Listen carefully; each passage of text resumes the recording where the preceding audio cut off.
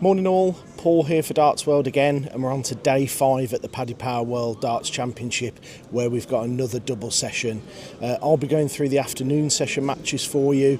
A quick roundup of last night's action, where Stephen Bunting was the headliner and he was forced to go into overtime before getting rid of the tenacious Sebastian Białowieski. We also saw wins for Wesley Plysiew, Darren Beveridge against a very off-colour Dimitri Vandenberg, and James Hillbilly Horrell, who defeated Stowe Bunce in the final match of the evening session. So move on to today. First match up here at PALLY is Brendan Dolan, very tried and tested at this venue, and he takes on Tavis Dudney, who qualified through the last chance tour card holder qualifier, which was a couple of weeks before this event. Brendan, like I say, tried and tested. He's had many good times and occasions here at PALLY, and I think he might just have too much experience for Dudney, who is in his maiden year as a Pro Tour tour card holder, but hopefully he will acquit himself well. But I do see Brendan taking this one quite comfortably in the end. I think maybe in straight sets. Second match of the afternoon, and arguably it's one of the ties of the round, as Cameron Menzies and Charlie Manby meet. Menzies has had one of his best years on the floor and on the big stage, and he's up against Manby, who has posted some astronomical numbers on various platforms, mainly on the PDC Winmore Development Tour and the Modus Super Series. So it'd be interesting to see how he goes today. But I do think that Cameron Menzies may just have enough in the tank here to win maybe 3-1. Third match, an interesting clash of styles. It could be very methodical at times. Mensur Suljovic against David Cameron. Mensur is still searching for his best form. There's no better place to do it than here, while David Cameron has had a pretty solid year CDC wise and on the North American scene. Probably, I mean, I wouldn't be surprised if David Cameron wins this, to be honest, so I'm going to lean towards him. And the final match of the afternoon session, a very, very interesting one between Peter Wright, two-time champion here, and he starts against Noah Lynn van Leuven. It'd be interesting to see which one turns up for either player, because Peter Wright's had a very, very poor season by his high standards, and Noah Lynn, after her Challenge Tour success last year, she hasn't really kicked on and hasn't really enjoyed the Best of Women's Series years as well this year. But Peter, if he can pull out a 90 to mid-90s average, should be able to get the job done straightforwardly. And that'll round off the session, and it starts at 12:30 today UK time, live on Sky Sports, and we'll have you covered across our socials.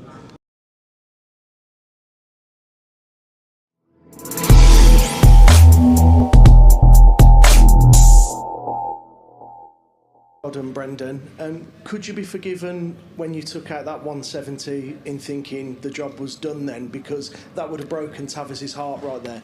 No, because I've actually watched the darts. I'm actually one that watches the darts, and I have seen so many 2-0s so far this year, and they mean nothing. They absolutely mean nothing. Like, people 2-0 up have actually got over the line eventually, but it has been a struggle. Like even last night, Stephen Bunting, he was savage, absolute savage in the first set. And I know he dipped a bit, but controlled the game.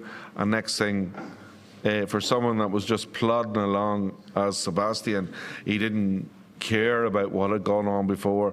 He showed great mental resilience, and he looked probably the better player for a lot of that game until it eventually kicked in the last 2 or 3 legs for Stephen. So nothing is said or done with a 2-0 lead. I've seen loads of games in this World Championship alone, and normally I would have thought 2-0.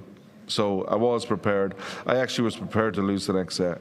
I had mentally prepared because he had the darts, so I mentally wanted to win it in the 4th set. But don't get me wrong, I would have took my chance in the 3rd set if it came my way, but it didn't. And that was through the way Tavis played. He played a savage last leg in the in the 3rd set, and I think I was a wee bit lucky maybe to get the first leg of the last set, and when I got that there, I went, right, just hold me through and see myself out. And was it important to use your experience to get yourself over the line? It was savage, like, because I've been in so many situations. I've been in, I don't know what I don't know about darts. I'm that long at it now, like, so for that reason alone, it was about me just concentrating in the moment, and maybe that's something I don't normally do or I've never done in the past, and it's basically just go, right, 501, get rid of it as quick as possible, end the story, no matter what the scoreline is, and probably got me through. And a word on Tavis, because he did mention in a recent interview that he's really struggled on tour at times, and he did consider taking a break. Does that surprise you, given the talent that he's shown on stage there? It doesn't, because the PDC Pro Tour is so tough. It is, like, if people talk about people that are on other circuits or amateur circuits, that they are savage throwers, they're playing better than people on the Pro Tour and that there, but they're not getting 110 averages thrown against them. You know, they're not suffering that. Like, they may throw 102 or 3 or 4 average, which is brilliant darts. Like, I'm not knocking that, but the fact is, like, the confidence you get from throwing that against maybe lesser quality is easier done than, like, throwing against someone that's throwing it in your face. And, like, for Tavis to be on tour and to be up against it and to mentally stick with it, I commend him for that, because like, he threw up there, like, his 180s was savage. Like, his inexperience told at crucial times he missed the double, you know, but he's 21. Like, he's got the world ahead of him. Like, he will be a great player. He definitely will. Thanks, Brendan. Cheers. Congratulations. I'm Matt Graven from BBC.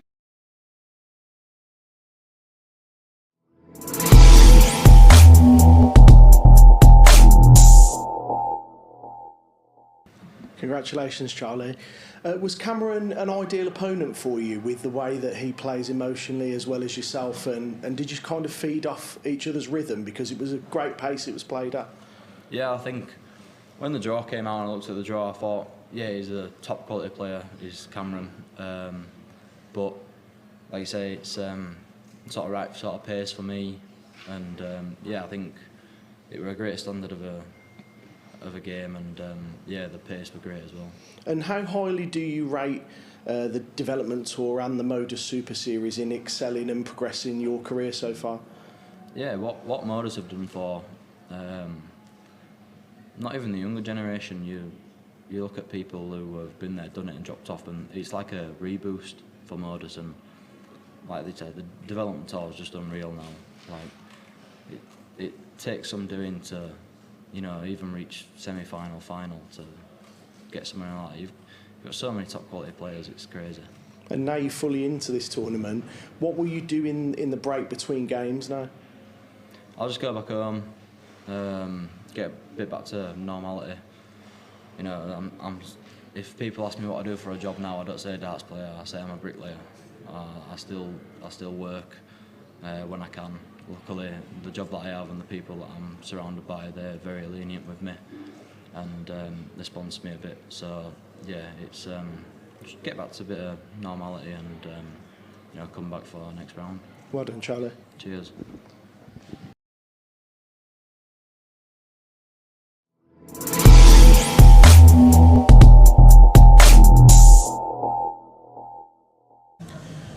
Hi all, Paul here for Darts World again. Day 5 evening session coming up. We've seen an afternoon session which started with a win for Brendan Dolan against Tavis Dudney, and then we saw Charlie Manby with a brilliant debut win against Cami Menzies. Mensur with a bit of a renaissance, winning against David Cameron, and Peter Wright rounding off the session with a whitewash win against Noah van Leuven. So we move on to the evening session from 7 o'clock UK time tonight. We open with 2024 Grand Slam finalist Martin Leuven against Germany's Max Hopp. Leuven's been in an alarming slump of form recently, and he didn't have the best of times at the Grand Slam this year. Max Hopp's shown patches of his old form, and I do think he might spring a small upset here and take the win against Smash. Second match on, we got what should be an interesting game. Dirk van Duijvenbode, always power scoring, always brings the passion. He's up against former WDF world champion Andy Bartons. I think Dirk's power scoring in this one should get him through and over the line. Third match on sees the highest seed of the evening, and that's Johnny Clayton. He will take on Adam Lipscomb, baby boy, on his debut here from Portsmouth. Johnny, last few recent tournaments haven't gone his way, early exits in those, but he does thrive on a big occasion. He wants to get past the quarterfinals here, which he hasn't done before, and I think he can come through against Lipscomb comfortably enough. And rounding off the night, it's a battle of the Whitlock darts, where Connor Scutt takes on Simon Whitlock. Connor used to use a version of Simon's darts previously. He's now got his own incarnation of them. He's not been as good as we expected he would be after flying in the last couple of years, but he did come back well at the Grand Slam with a few good performances against ANZ Premier League winner Simon Whitlock, who will be looking to roll back the years and take victory in this one. It will be a tight one, I think, but I do lean towards Scutt, maybe in a real tense deciding set.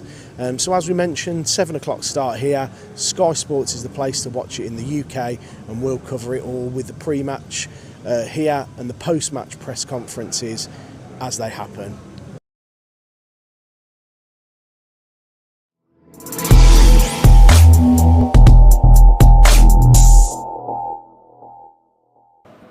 Congratulations, Peter. Was today's performance just all about getting the win regardless of opponent or average?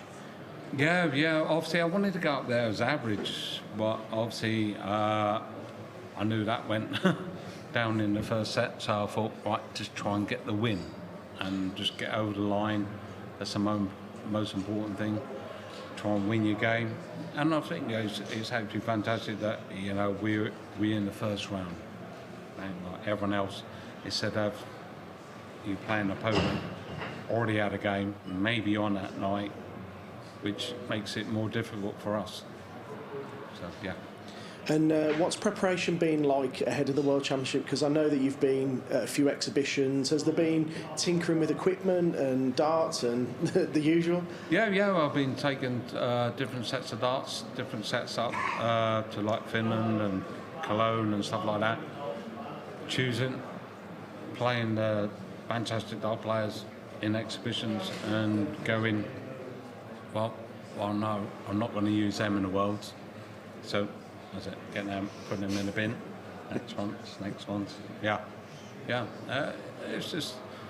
It's been good doing the exhibitions, we was in front in Cologne, like 12,000 people. Fantastic. And what would a third world title mean to you, and would it trump all of your other achievements? Yeah, third world title. As soon as I won it, you wouldn't see me again. Thank you, Peter.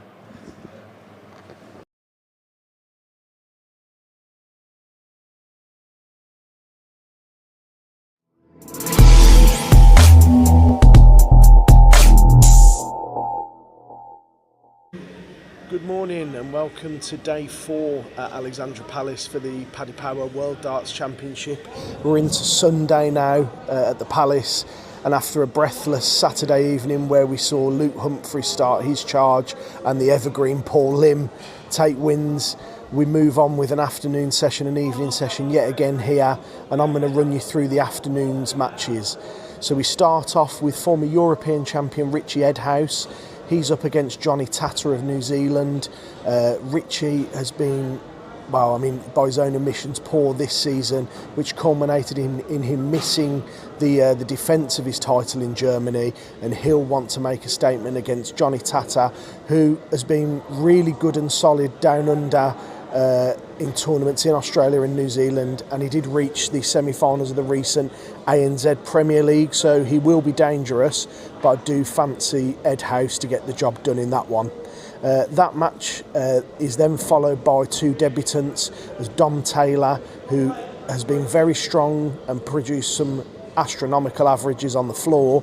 He's up against Sweden's World Cup participant Oskar Lakaziak. It should be all about Dom Taylor scoring in this one, because when he's on, but does his floor form transfer to the stage? I think it will, and it'll be enough for him to get the win over Lakaziak in that one. Third match on, Richard Veenstra. He's another one who's got a very strong game when it gets going, especially on stage, and he should be too strong for the challenge of India's Nitin Kumar, who's making his 5th appearance at PALLY. Veenstra should be too strong in that one, and I think he'll come through in straight sets. And that sets up the main event of the afternoon, and a really intriguing tie. Hard to call between Joe Cullen and Bradley Brooks. Bradley Brooks actually goes off favourite against the more experienced Cullen. Brooks has had a real breakout year, especially on the floor, where he's picked up a title. Joe Cullen has picked up a title himself, but by his own admission, his big stage form has been a real concern this year, and it'll be a real tough one to call, but I do think Cullen's experience is going to get him through in this one, and I fancy him to reach round 2. Action starts here as usual in the afternoon at 12:30 UK time, and we'll be covering it all across our socials, but you can watch on Sky Sports in the UK.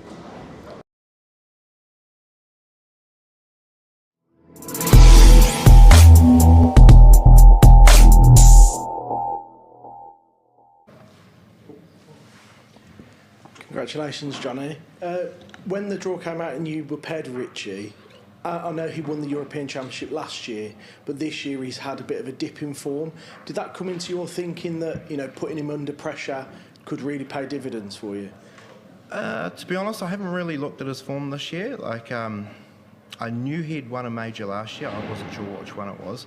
I just thought, give it my best and just see what happens. Obviously, he's a seeded player. He's a professional. I just wanted to give it my best, and yeah, if I went down, I wanted to go down fighting, basically. So. And you've really come on leaps and bounds this year, haven't you, with the DPNZ and the 9 Data and semi-finals of the ANZ Premier League. What do you put that down to? Probably just, I'm not sure, just really wanted to try my best this year. I mean, last year I didn't have a great year, so coming into this year I just wanted to push as hard as I could and try and take every opportunity. And yeah, the 9 Data was great in the DPNZ, so yeah, it was a big confidence boost for me. And just how good can Oceanic Darts become, and what's needed for it to take that next step?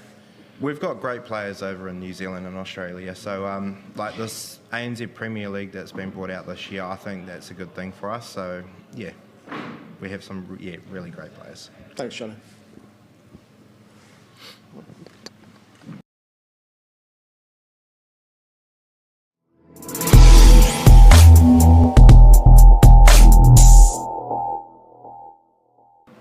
Congratulations, Dom. As debuts go, was that bit of a dream one for you with those 3-ton plus finishes? And you were really G'd up, weren't you? You were feeding off the crowd and...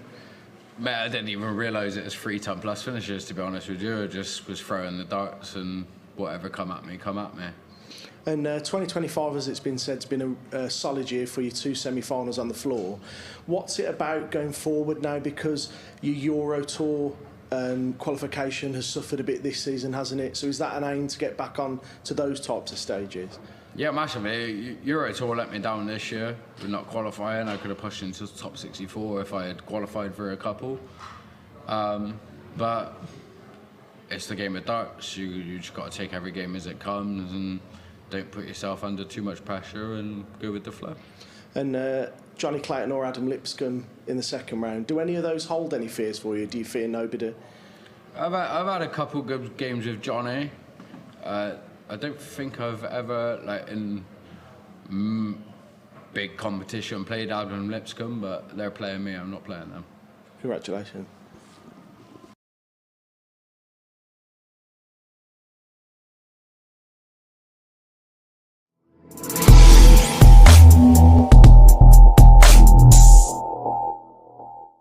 Great performance anyway, well done. Thank you, mate. Congratulations, Joe. Was it important to put Bradley under pressure as early as you could in that game? To obviously, because he's never won here on that stage, and you have all that experience. Was it important to get into him early? Yeah, 100%. That's what I thought to myself before the game even started. I knew, like I say, Bradley's played some fantastic darts this year, and I think he'll be disappointed with today, but he'll look back on it as a whole and think, I've had a solid year there. I think it was his best year to date. But yeah, I knew if you give him any encouragement and gets a bit confident, that he would have pushed on. Excuse me. But the second set, I just thought to myself, go out and just batter him in the second set because it was my darts, and that's what I did. It's a long way back from 2-0, and no matter who you are and how well you're playing or how well your opponent's playing, it's a long way back from 2-0. And was that performance pleasing overall with the average? What you did on the doubles, was that what more you expect from yourself than you have been provided on the big stage this year in general? Yeah, but it's amazing what a bit of practice does. It's literally the irony is glaring. I've put the work in up leading up to this, knowing that I won a big Worlds. But yeah, I'm such an enigma to myself. Like I say, I'm where I am now is because of me, but I'm not where I should be if I put as much work as everyone else in. But that's down to me. The buck stops with me. And is that just the performance you need confidence-wise in this tournament to help you go all the way and realise the potential that you expect of yourself? Yeah, the performance is so pleasing, but I would have took a 78 average, absolute scabbing it on doubles. I don't care. A win on that stage. It took me a good few years to win on that stage. So win by any means. That was my mindset going into it. So to win and play well is even more pleasing, but any performance, as long as I come out the right end of it, is pleasing. Well done, Joe. Nice one, mate. Cheers.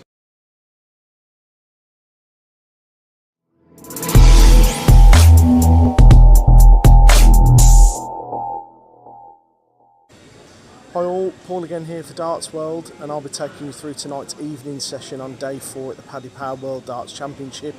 We've already had an afternoon session here where we've seen whitewash wins for Johnny Tata and Dom Taylor, and then we saw an amazing performance from Nitin Kumar, which ensured he was the first Indian player to win a game at PALLY.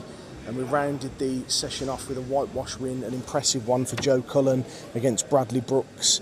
So on to the evening session, and we start off with a bit of a cultural clash, an intercontinental clash between Germany's Lucas Wenig and Holland's Wesley Pleisier. Pleisier, obviously very prolific on the WDF circuit in the past, hasn't really truly shown his best form with the PDC yet. And Wenig is fresh off a quarter-final appearance at the Grand Slam where he did really well, played really well, beat some good names, and he'll be up for this tonight. I think he might just nick this one, to be honest.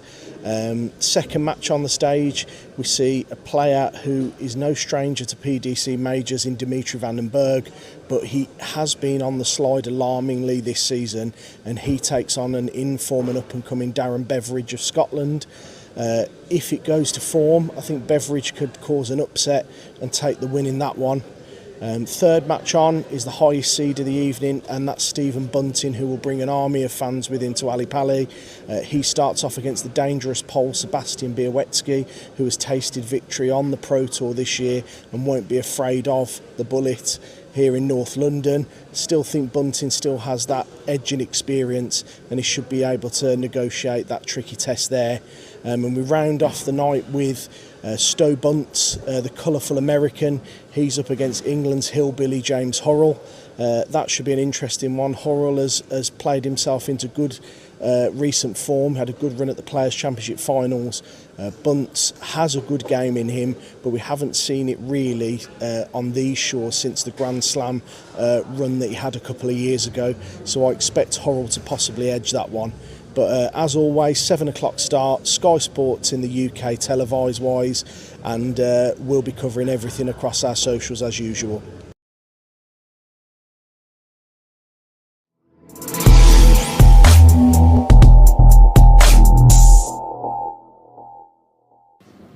Congratulations, Darren. How pleased were you with your performance overall, and what did you make of your experience on the stage? Because we saw you dancing in between, intervals and things like that. No, I felt really comfortable with it, to be honest. Didn't feel too. It's noisy, I'll be honest. The crowd are very loud, but I didn't really think it affected my game in any way. I knew I was playing well, I was scoring well, and if my doubles went in, I knew I had a chance. And you sit at a table at Pro Tours with the likes of Gary Anderson, Cameron Menzies, Ian White. How influential are they to your career, and how much have they been a help in your recent form? Massively. You talk to Whitey and stuff, and like he goes over like what he's done in his career and how he's got there. You talk to Gary. Gary sits at a table all day, doesn't practice, and somehow gets up and wins Pro Tour. So you can't really look at Gary on for practice advice because he doesn't do it. But just asking like wee pointers and stuff on how do you deal with these situations and stuff definitely helps. And Madar's Razma next for you. Yeah. How do you rate your chances in that, and what are your thoughts on him? Like I say, his last game wasn't great, but I know Madar's is a lot better than that, so I'm not going to look into that too much. Like I say, if I go up and play well, I know I've got a chance. If Madar's plays well, we'll see what happens. Thanks. Thank you.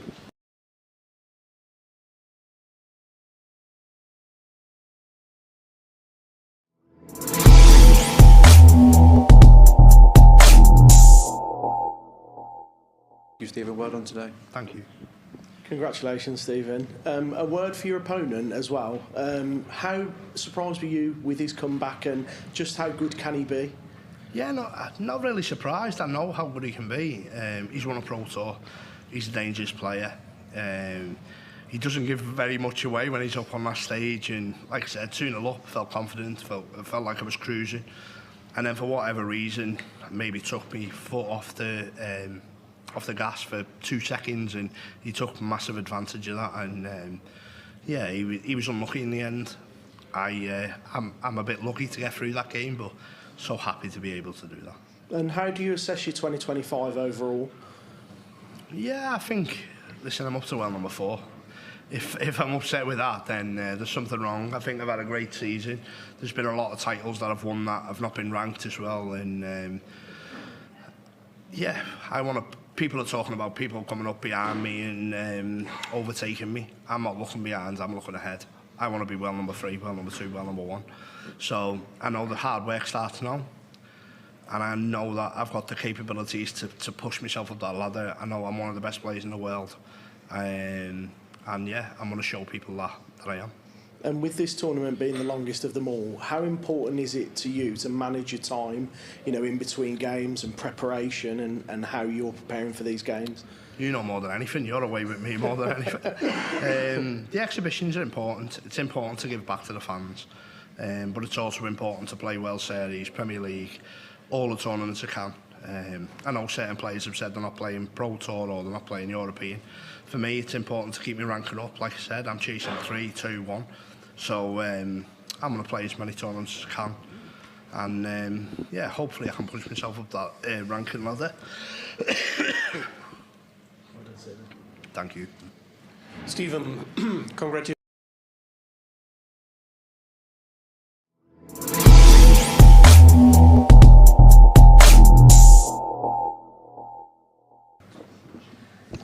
Well done, James. That looked a bit of a spicy affair at times there. Was it more you geeing yourself up and frustrated with your own performance in parts than their animosity with Stowe? Yeah, I had no problem with Stowe. It was just my game. It was just tiring. I made it hard work for myself. Kept losing my throw, but yeah, all good in the end. And it seemed like double 10 helped you out quite a bit in that game. Was it a nice friend to have? Usually double top's my favourite, and I hate double 10. But yeah, it come to me in the end. Yeah. And what do you put your good recent form down to? Because the back end of the season has been one of your strongest in a fair few seasons, hasn't it? Headspace, going out for long walks, fitness, and practice. Well, I put a lot more practice in. I practiced with Luke Woodhouse a few good times before this, so yeah. And is it difficult playing last match on an evening session with so much of the day gone? Yeah, I didn't know what to do myself early on today, so yeah. The missus sorted it out, we chilled out, and yeah, it was all good. And what does success look like for you in this tournament? Sky high. I've beat them all before, they beat up. I can win it, but it's going to be hard work, obviously. But yeah, all good. Congratulations.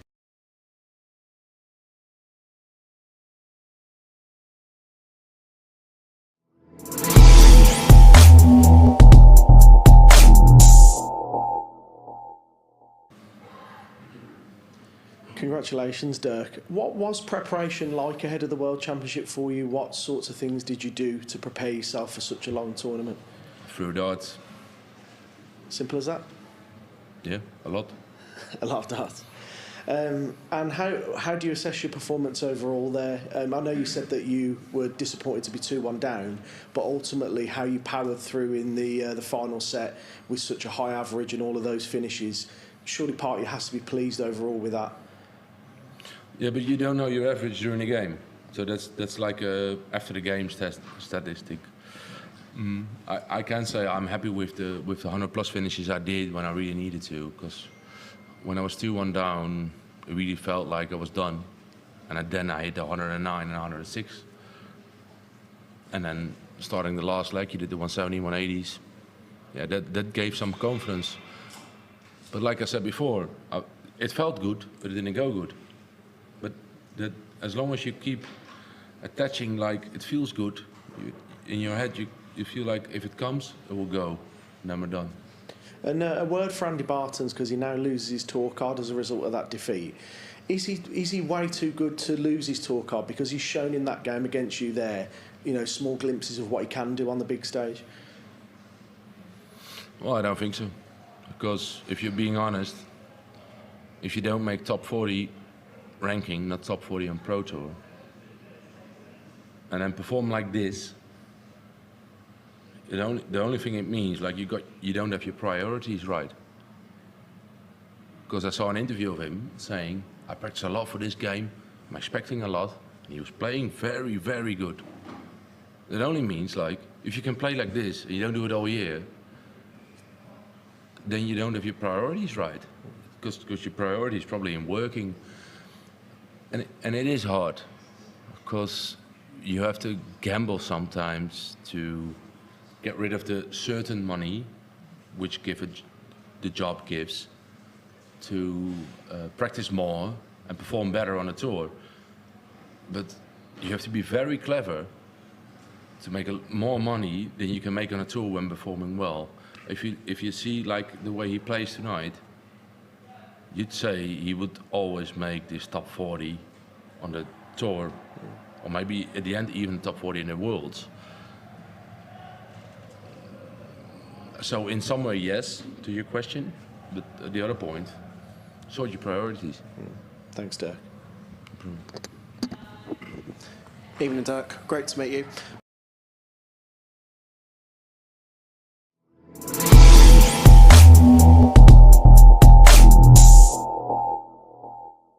Johnny, well done tonight. Thanks very much. Well done, Johnny. Thank you. Overall, are you pleased with your performance there? I mean, in the middle period, it was quite patchy, but to finish the way that you did with 3 ton+ finishes, is that giving you the confidence going forward? Yeah, obviously it does. Yeah, obviously, it was a great way to finish a game. To take that last set with 3 ton+, like so. It was ups and downs. Like I say, that's nervous, and that's a good thing because it means something to you. People say I'm not a bad loser. They don't see it on stage, but fire doors hurt when you punch them in the back room. So, I am a bad loser, but I don't show it on stage. If I wasn't, the game doesn't mean anything. But like I say, I've got a smile back on my face. I'm hungry. I want this. I know what I can do, and hopefully I can produce it. And with plenty of exhibitions that you've been involved in the run-up to this, how key have those been in your preparation to get sharp for this? Yeah, it's a great practice. It is a great practice, to be honest. I think I moan more than anybody about I've got to travel here, travel there, but at the end of the day, it's great practice. It's practice for the biggest tournament of the year. So I might moan a bit less and do a bit more next year. See. And if there wasn't enough pressure on becoming world champion and the £1 million first prize, are certain players, including yourself, guilty of thinking what's in the coming up in February with the Premier League and having that honour of being in that? Yeah, 100%. Yeah, I'd be a liar to say if I don't think about it. Like I said, I would, because it is my favourite tournament of all. But, you know, I think my shoulders are wide enough to respect if I'm not picked, I'm not picked. But if I can go deep into this tournament, I've got a chance, and that's all that counts. Thank you, pal.